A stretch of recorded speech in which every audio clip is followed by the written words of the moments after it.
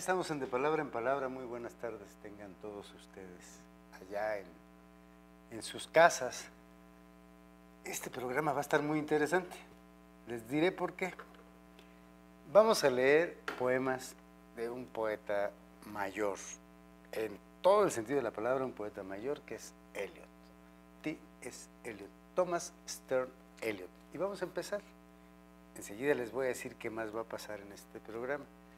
Uno de los poemas importantísimos para la poesía occidental fue Tierra Baldía de Eliot. Ya platicaremos un poquito sobre por qué es importante y además les voy a decir quién le corrigió ese poema a Eliot. La primera parte se llama El entierro de los muertos. Abril es el mes más cruel, criando lilas de la tierra muerta, mezclando memoria y deseo, removiendo turbias raíces con lluvia de primavera. El invierno nos mantenía calientes, cubriendo tierra con nieve olvidadiza, nutriendo un poco de vida con tubérculos secos. El verano nos sorprendió llegando por encima de Starnbergers con un chaparrón. Nos detuvimos en la columnata y seguimos a la luz del sol hasta Hofgarten y tomamos café y hablamos un buen rato. Vingar Kenrusinstampus Lituen Esdush. Y cuando éramos niños, estando con el archiduque, mi primo, me sacó en un trineo. Y tuve miedo. Él dijo, Mari, agárrate fuerte. Y allá bajamos. En las montañas, una se siente libre. Yo leo buena parte de la noche. Y en invierno me voy al sur. ¿Cuáles son las raíces que se aferran? ¿Qué ramas crecen de esta pétrea basura?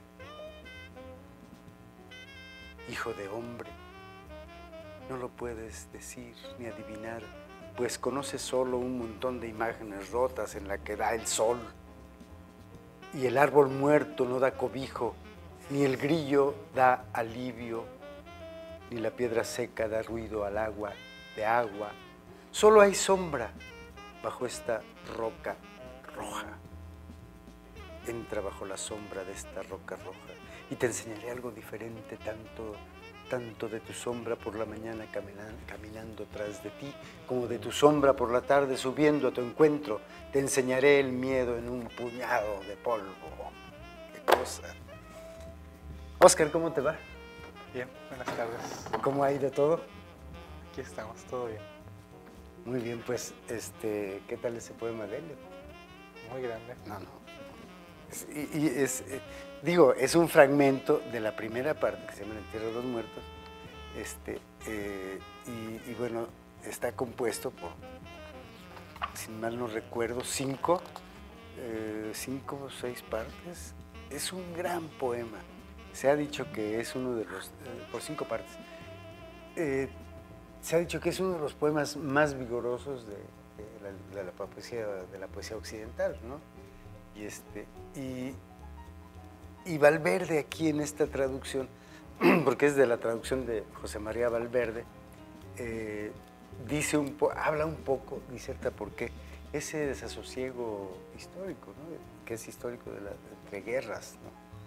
Y Eliot atina de una manera tremenda a esa facción que tenía el espíritu de los hombres europeos en ese entonces, ¿no? Digámoslo por tratar de explicar,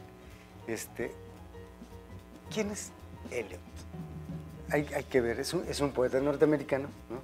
Nació en San Luis, Missouri, en 1888, porque murió en 1964, fue longevo.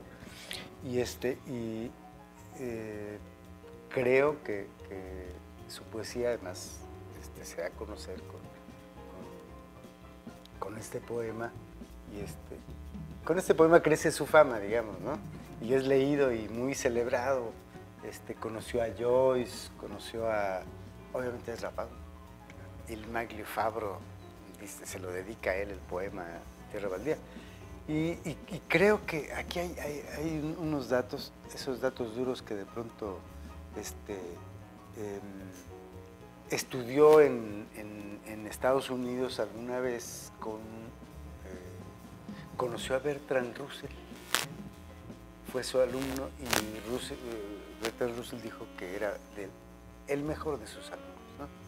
Hizo una tesis doctoral sobre, no recuerdo quién, pero una tesis doctoral que no estoy seguro si llegó a terminarla, si la concluyó. Pero bueno, Eliot también fue muy inteligente y fue muy importante con sus ensayos sobre la poesía. La muerte en la catedral, una obra de teatro. Hay otra obra de teatro que ahorita no recuerdo cómo se llama, pero escribió teatro también. Es decir, fue un hombre muy prolífico. Tengo aquí, a propósito de Eliot, este libro de los 4 cuartetos, ¿no? Que es la traducción de José Emilio Pacheco. Mira, la tremenda modestia de José Emilio Pacheco me cae muy bien, porque es genuina. Muchos lo imitaron en su modestia, ¿no? Una modestia excesiva también, ¿no? Me parecía. Las llama aproximaciones, ¿no? En otro libro, En Tarde o Temprano, donde incluye sus traducciones, ¿no? Yo no sé por qué le digo traducciones, pero él les llama versiones, ¿no? Digo, está bien. Y entonces son los 4 cuartetos, está poblado de notas, qué significan las cosas, las imágenes, ese poema, ese principio inolvidable del primer cuarteto, el tiempo presente y el tiempo pasado, ¿acaso estén presentes en el tiempo futuro? Y luego va diciendo, si todo tiempo es un presente eterno, todo tiempo es irredimible. Eso me gusta mucho. Las cosas tan hondas, ¿no? Hondas de Eliot, me parece que están en su poesía. Yo creo que están en su poesía. No soy un lector asiduo de sus ensayos, pero sí de su poesía. De su poesía puedo leerla siempre. Y bueno, Los hombres huecos, un poema de 1925. ¡Qué barbaridad, Oscar! Somos los hombres huecos, somos los hombres rellenos, apoyados uno en otro, la mollera llena de paja. ¡Ay! Nuestras voces resecas, cuando susurramos juntos, son tranquilas y sin significado, como viento en hierba seca o patas de ratas sobre cristal roto en la bodega seca de nuestras provisiones. No, es un poema muy hermoso de los hombres huecos. Bueno, él es indudable. Para ver datos duros, bueno, ya dijimos que nació en San Luis, Missouri. Después se hizo inglés. El 28 de septiembre de 1988, mira, sí me acordaba. Hijo de un hombre de negocios, un industrial que tenía un negocio que se llama Hydraulic Press Company. Y su mamá de Eliot, Charlotte Stern, era una señora que sin duda influyó a él, porque escribía versos y leía. Y entonces incluso publicó un libro que Eliot le publicó a su mamá. Fíjate, eso es muy curioso. Y hay cosas, daré un dato que no está por aquí, que en las biografías de Eliot mucho menos. Elias Canetti, uno de mis héroes en la prosa, odiaba a Eliot. Le preguntaron que por qué no que sí, ¿qué pensaba de Eliot? Dice, no pienso nada. Es un buen poeta. Dice, a mí no me interesa ni la persona, ni su poesía, ni nada. Le caía muy mal. Y a Eliot también, Canetti, le caía muy mal. Pero bueno, son anécdotas. Vamos a un corte, Oscar. ¿Qué te parece? Muy bien. ¿Y nos vas a hablar de qué? Literatura rural. Ah, seguimos con eso. Sí, es cierto. Qué bobo. No terminamos. Vamos a un corte y regresamos. Hoy tenemos a Juan Alzate esperemos que llegue porque estaba indispuesto con una camisa, ¿verdad? Regresamos.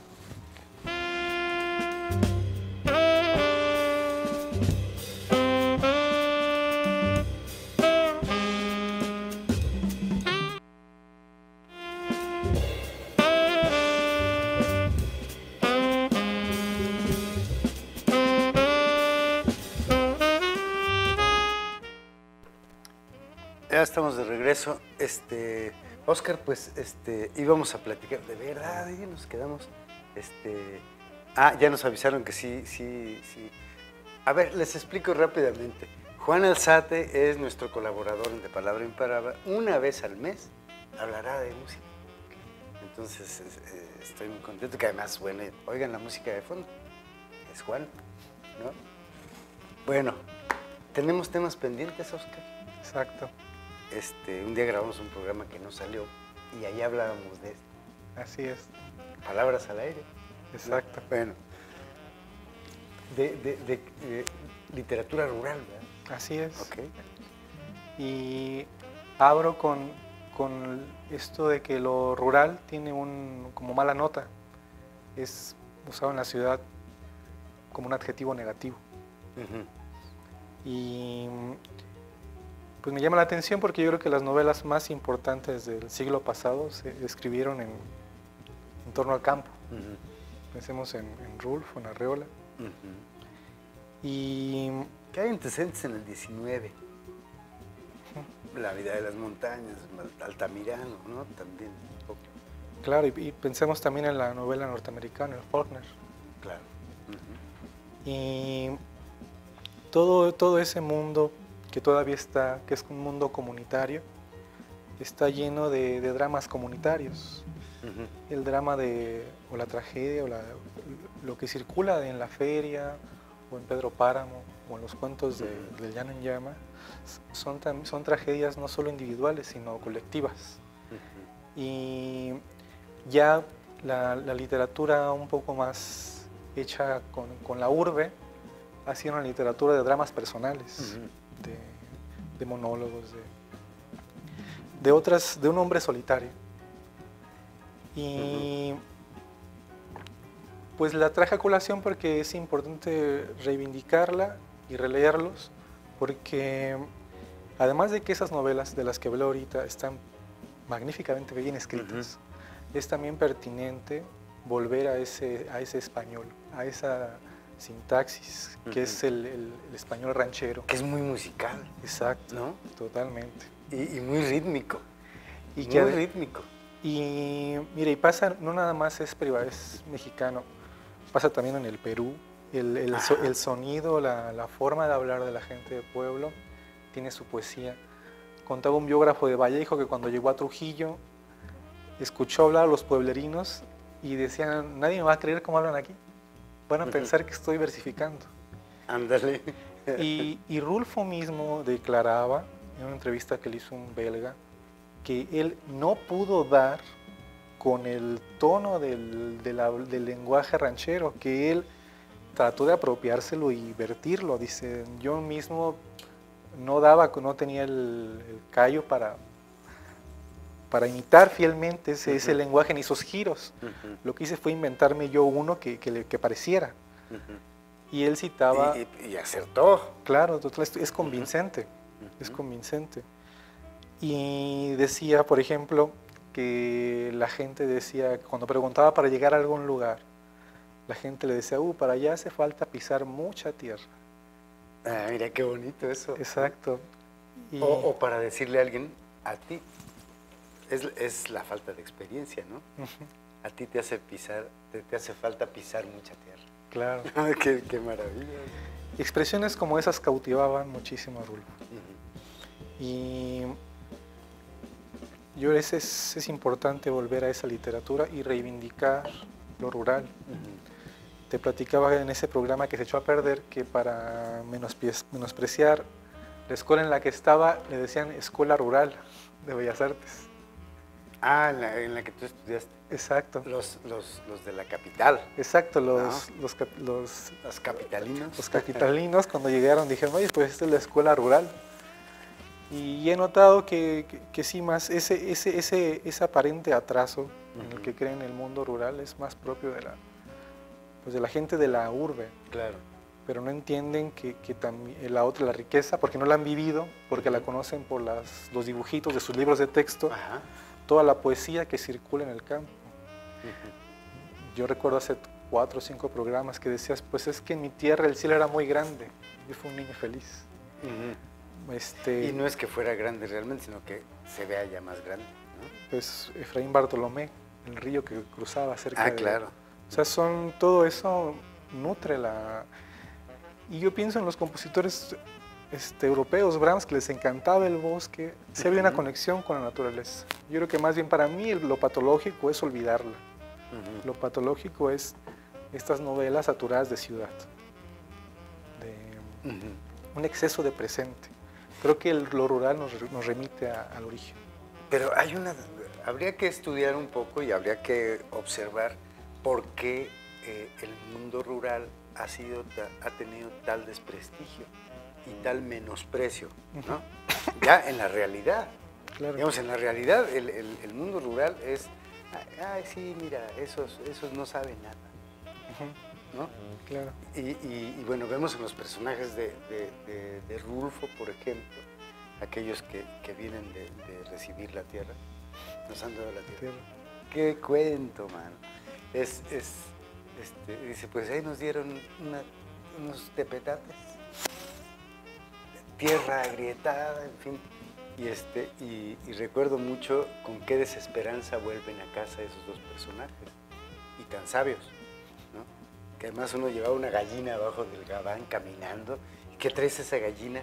Habla también del abigeato, ¿no? Sí, porque se roban los animales. Claro. ¿No? Y que además en ese tiempo hay que recordar que el abigeato era castigado peor que un homicidio. El abigeato era gravísimo, ¿no? Entonces todo eso está en Rulfo. Sí, son novelas que además son documentos históricos, que tienen un valor histórico. Y yo no quiero dejar de subrayar que la gran novela rural se hizo en Jalisco. O sea, que hay una tríada ahí fuertísima, Agustín Yáñez, Arreola y Rulfo. O sea, ahí, que pues una circunstancia habrá. Sí, tres escritores muy distintos. Claro. Muy distintos. Claro, claro. Y fíjate que yo ahí, salvo su origen citadino, su origen urbano, Elena Garro. Es verdad. Elena Garro escribe una obra de teatro que además yo quise escribir alguna especie. Esa obra me gusta mucho, Los perros, que es sobre el rapto de las mujeres en el medio rural. Y yo escribí una obra de teatro también, que es una pieza rural, que se llama El jinete del cabello marrón, que es un poco también el asunto de no solamente del rapto de las niñas que se robaban, que pasaba una niña y le gustaba y se la robaban, ¿no? Sino del incesto, una cosa tremenda, una cosa así, que quise ubicarla en el medio rural y me costó mucho trabajo el lenguaje, pero yo lo sé. Claro. Yo vine de allá. Claro. No se me hace raro esa música, ¿no? Exacto. Que además es el español que se quedó allá colgado en el siglo XVI. Exactamente. Otro error del menosprecio. Exacto. Mira cómo hablan, pues como Cervantes. Ni más ni ¿no? menos. Entonces, creo que ahí es importante también pensar en cómo el idioma, ¿no?, tiene sus pertenencias. Exacto. ¿No? Mira, ahí pertinente es cuando hablo con mi abuela Para mi abuela muchas palabras del Quijote son muy claras. Pues eran las que usaba. Sí, sí, sí. Y bueno, además es un español, a veces frases cortas, ¿no? Escueto. Total. Que se nutre del silencio de una manera tremenda. Sí, es decir, el silencio para el mundo, para las personas que viven en el mundo real es muy importante. Exacto. Hay grupos de amigos que se juntan ahí y están callados y voltean y dicen, pues así es, ¿no? Y callan otro rato. En fin, creo que es algo muy, muy complicado. No es vulgar. No, en absoluto. No. Entonces, pero la literatura creo que tiene sus homenajes, pero también tiene sus tremendos fallos, sus tremendos fracasos. Mucha literatura se escribió desde la ciudad, ¿no? La novela La Revolución Mexicana, hay algunas cosas que a mí no me gustan mucho, ¿no? Es decir, la manera en que ven a los campesinos, en que ven a los que se van a la bola en la revolución, me parece que ahí fallan, ¿no?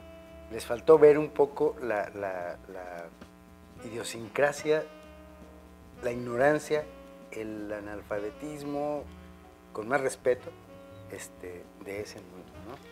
Y sabes, yo creo que también con distancia, porque las grandes novelas de la Revolución Rusa no las hicieron los contemporáneos de la Revolución, las hicieron ya posteriori, cuando aquello se hubo enfriado.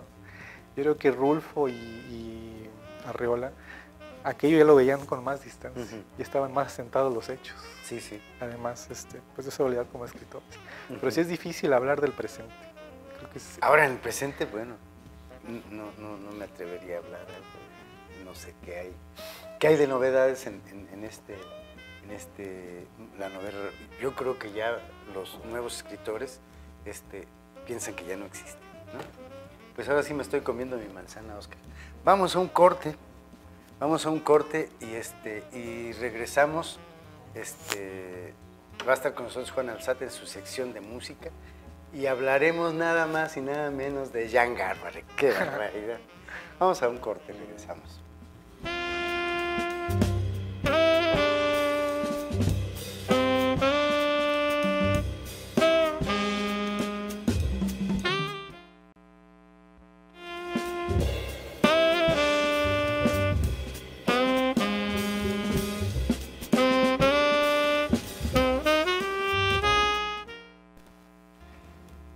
Entramos con un fragmento de un poema de Eliot. Ojos que no me atrevo a encontrar en sueños, en el reino de sueño de la muerte.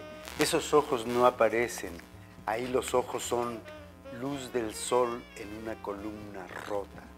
Ahí hay un árbol meciéndose y las voces son en el canto del viento más lejanas y más solemnes que una estrella que se apaga. No me acerqué yo más en el reino del sueño de la muerte. Revísteme, revístame yo también de tan deliberados disfraces, pelaje de rata, piel de cuervo, palos cruzados en el campo, comportándome igual que el viento, sin acercarme más en ese encuentro final en el reino crepuscular. De T.S. Eliot. Juan, ¿cómo te va? Muy bien. Qué gusto saludarte, Manuel. Igualmente, muy bien. Muchas gracias. Pues nuestro nuevo colaborador, y empezamos hablando por un músico que a la par nos ha gustado mucho. Sí, definitivamente. ¿No? Claro. Entonces, pues Jan Garbarek. Ni más ni menos. Hablemos de Jan Garbarek. Pues fíjate, Jan Garbarek es uno de los fenómenos musicales más importantes, yo creo que de los últimos 40 años por lo menos. Y es un músico que nació el 4 de marzo del 47. Entonces a él le tocó vivir como este impacto que hubo a nivel mundial de la música de John Coltrane, por ejemplo, el free jazz, la fusión de música del jazz con músicas del mundo. Entonces esto creo que él lo ha ido evolucionando y desarrollando a través de los años. Pero Jan Garbarek no es un saxofonista común, ni es un saxofonista que esté en el montón. No. Es único. Yo invito a todos los que nos están viendo y oyendo que lo escuchen. Ya afortunadamente ahora con las plataformas y demás, ya ponen nada más el nombre y les aparece toda la discografía y demás, ¿no? Y hay un detalle que me gusta mucho que se comenta de él, donde él le preguntan que cuál es su ideal de sonido, porque lo que caracteriza a Jan Garbarek es el sonido. Tiene un sonido puro, limpísimo, como pocos músicos realmente, de verdad. Entonces, lo que él dice es, la voz humana es mi ideal.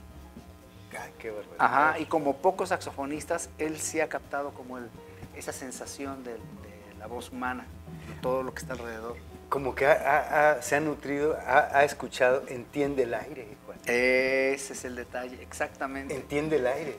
Es como en el mundo de la ópera dicen el fiato, el aire, ¿no? Ajá. Sí. Eso es súper importante porque él tiene un control del aire, incluso yo casi te podría decir que sobrehumano. ¿Sí? Cuando uno toca instrumentos de aliento, siempre hay un punto en que el aire es un balance donde se mantiene el sonido, pero cuando tantito aire que te falta, entonces empieza a desbalancear, ¿no? Entonces eso cambia como el timbre, la intención, y con Garbarek para nada, es así impresionante. Y él a los 14 años en la radio en Noruega escuchó a John Coltrane. Ajá. Y entonces él fue a una tienda de discos a comprar un disco de John Coltrane. Y en la tienda, porque él vivía primero en un pueblo muy pequeño, y en esa tienda, en ese lugar, no tenían música de John Coltrane.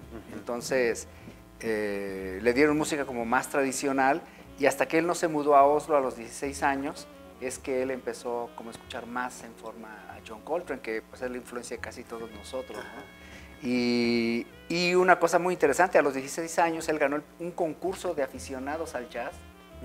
Y él tenía en esa época, de hecho hay un video de él en el YouTube a esa edad, en ese concurso que él gana, y a mí me sorprende ver a los 16 años, un sonido que él tenía era muy parecido al de Dexter Gordon, que es otro gran músico de la historia del jazz, y él tocando con una madurez, un sonido, un swing, ya que no me imagino en un niño de 16 años, ¿no? Entonces, Jack obviamente con los años, pues maduró y tiene una técnica brutal, y antes de los 40 ya tocaba impresionante, ¿no? Es más, antes de los 30 ya era un genio. Qué barbaridad. Es noruego, ¿no? Él es noruego, de origen polaco, su apellido es polaco. Y posteriormente, cuando él se hizo famoso, fue con Keith Jarrett. Ajá. Que Keith Jarrett creó su cuarteto nórdico, y ahí junto con otros músicos suecos y daneses y Keith Jarrett crearon un sonido único, que también pueden escuchar un disco de Keith Jarrett que se llama My Song. My Song. Es uno de los discos más maravillosos que se han grabado. Y el yo no me canso de oír ese disco. No, ese disco es maravilloso. Yo creo que tengo desde que lo conozco ese disco intermitentemente escuchando. Y además no tiene tiempo. Tú lo oyes y no pareciera que fue grabado hace 40 años. Sí. Porque fue grabado a mediados de los años 70. Sí. Yo lo conocí en los 80, Juan.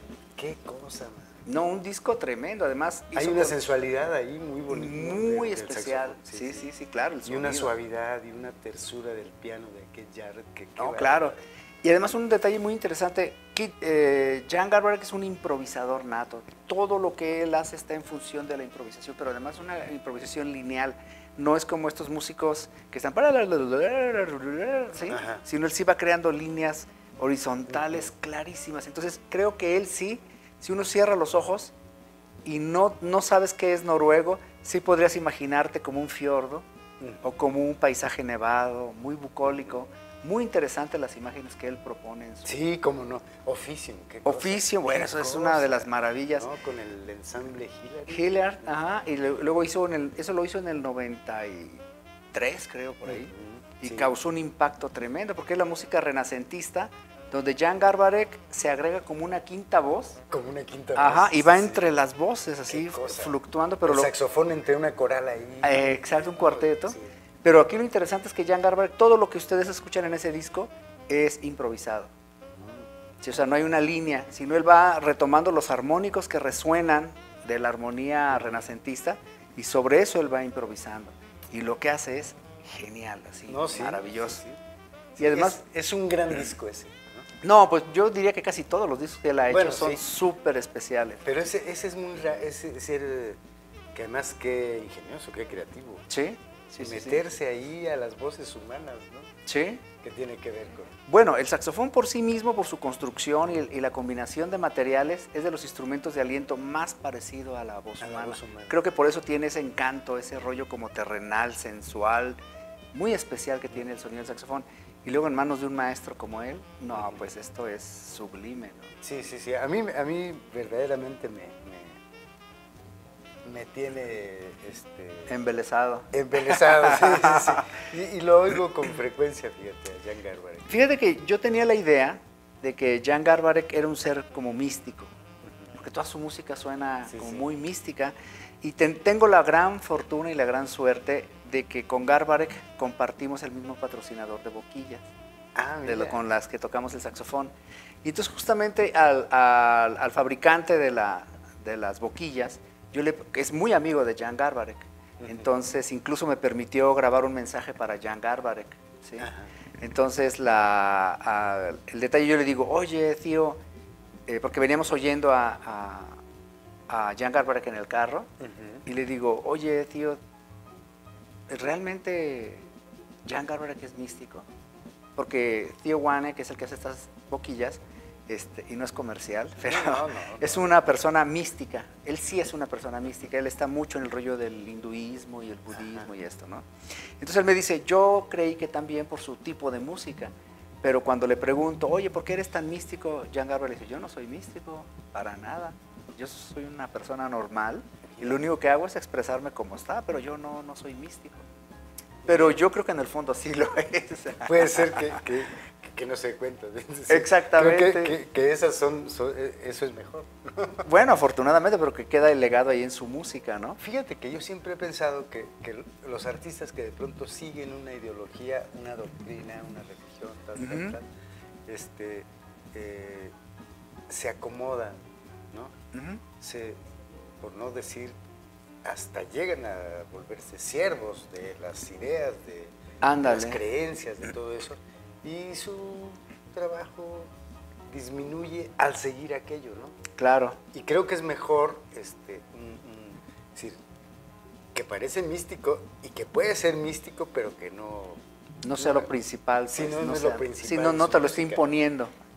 Claro. Fíjate que hay un detalle bien interesante. Hay un disco de Jan Garbarek, aparte de estos que mencionamos, hay uno que yo les recomiendo muchísimo que se llama Rosensfole, así se escribe, no sé cómo se pronuncie en noruego, pero es cantos medievales noruegos, donde él toca todos los instrumentos, nada más hay una voz de una mujer, se apellida Buengarnas, no recuerdo su primer nombre, pero esta señora canta como folclore, el folclore noruego, que es de una digamos, como de una zona indígena de Noruega, muy particular.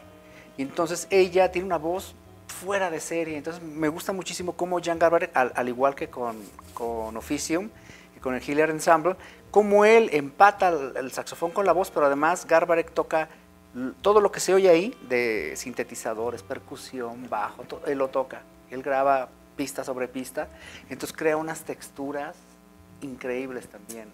Entonces los recomiendo muchísimo, Rosensfole. El disco es, él toca todos los instrumentos. Sí. Y hay una voz por ahí. Ajá. ¿No? Hay una voz de frente, o sea, es cantos, así, cantos antiguos. Ah, mira, no lo conozco. Bueno, pues tienes que oírlo. No, es difícil conocer todo, pero voy a buscarlo. Sí, escúchalo y te va a gustar muchísimo, porque eso tiene un sonido muy particular. Y hay otro disco ya para comentarte de último, que se llama I Took Up the Runes, tomé las runas. Genial también, el ensamble, el sonido, los efectos son maravillosos. Lo escucharé, Juan. Muchísimas gracias por esta colaboración. No, hombre, ¿de qué? No nos despedimos todavía. No, de ninguna manera. Vamos a un corte y regresamos.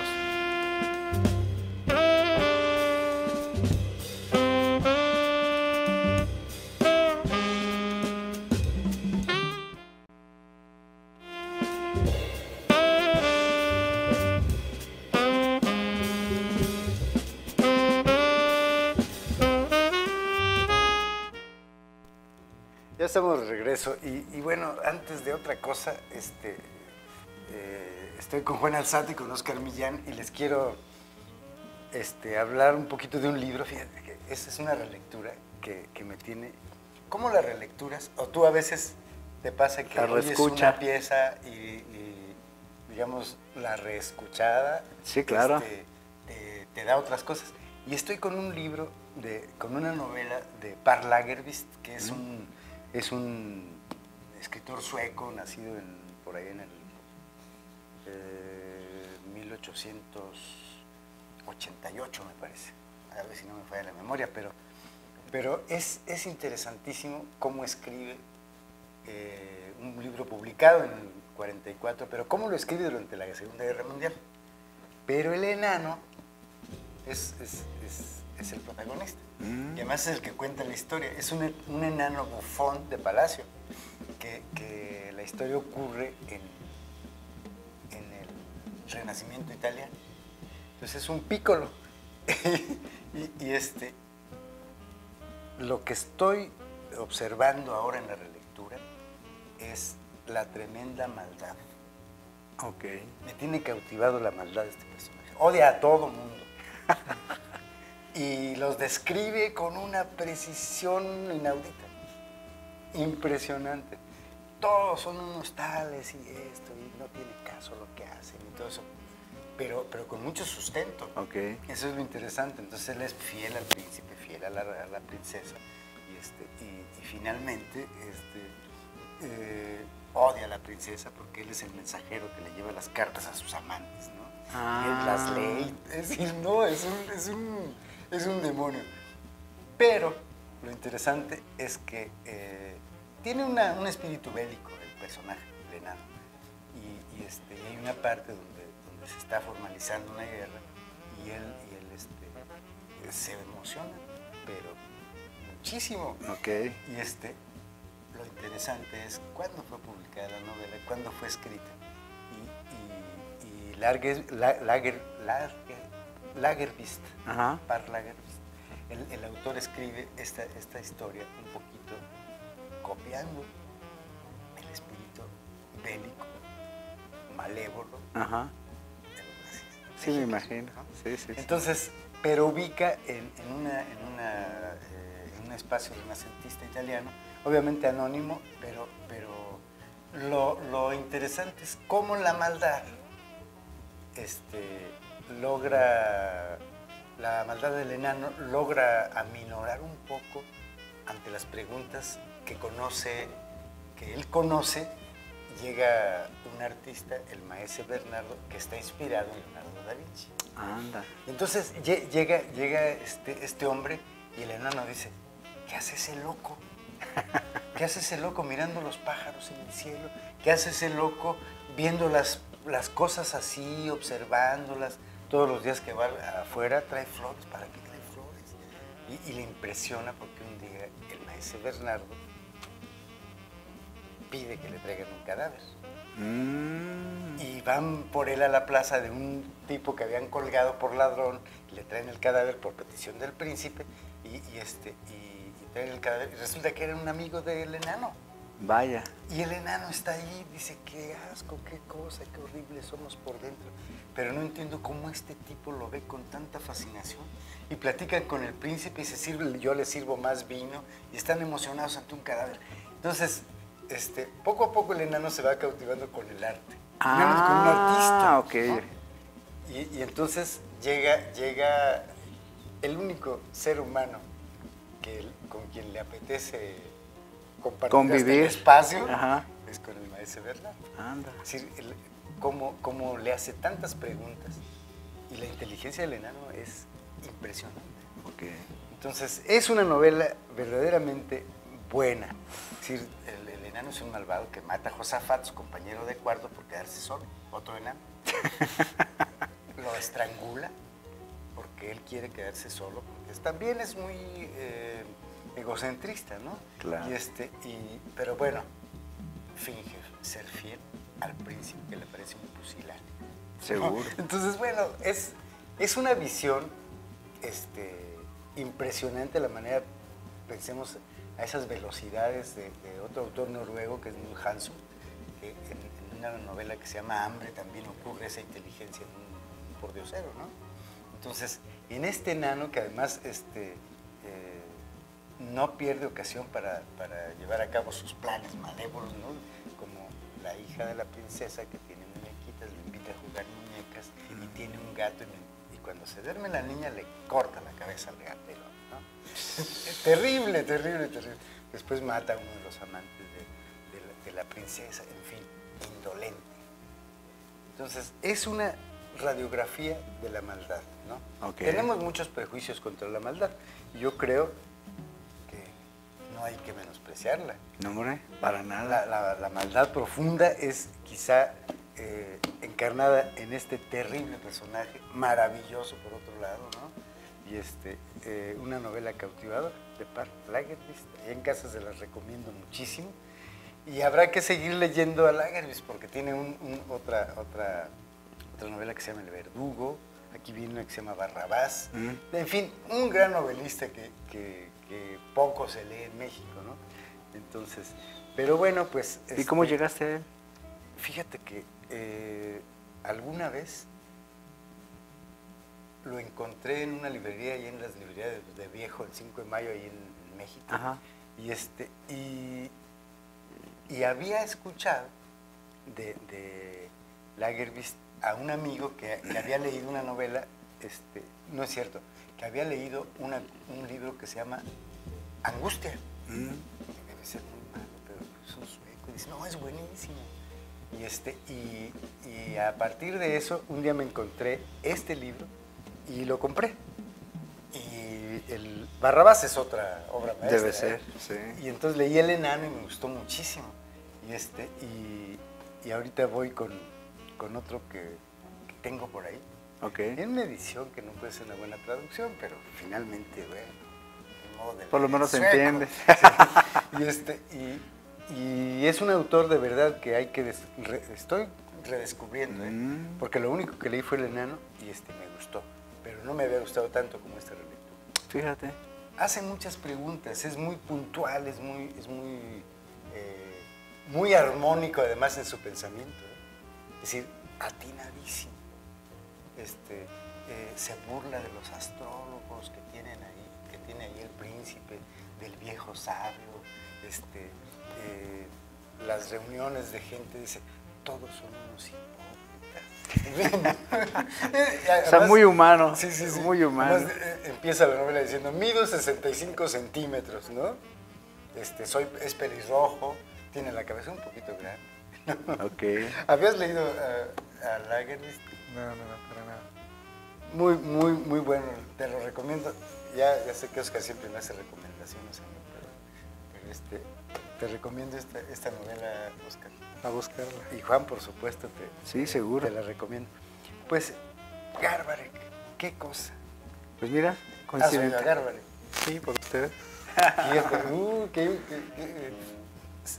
Probablemente seamos los muy pocos que hablemos de Garbarek en este momento, ¿no? Seguramente, sí. Pero por otro lado, mucha gente lo ha oído. Estaba viendo que mucha de su música ha sido tomada para películas. Y hay una muy famosa que se llama The Insider, que es sobre el rollo del tabaco y cómo entraron en esa onda. Parte de la escena más tensa es la música de Garbarek, que está en un disco que se llama Ritos. Y hay una serie de películas que han tomado su música y Jan Garbarek ha participado en el soundtrack de varias películas, pero griegas.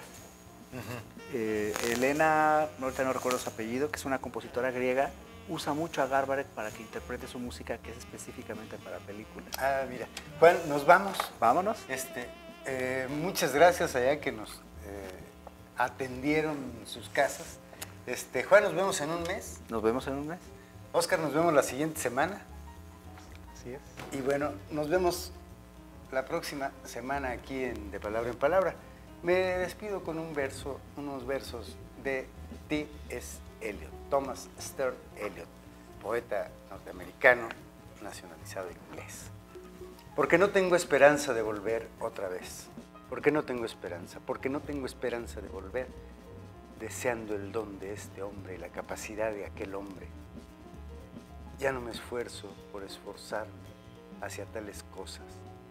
¿Por qué habría de extender las alas el águila envejecida?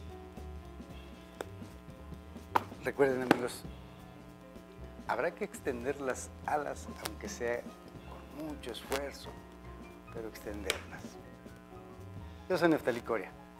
Hasta la próxima.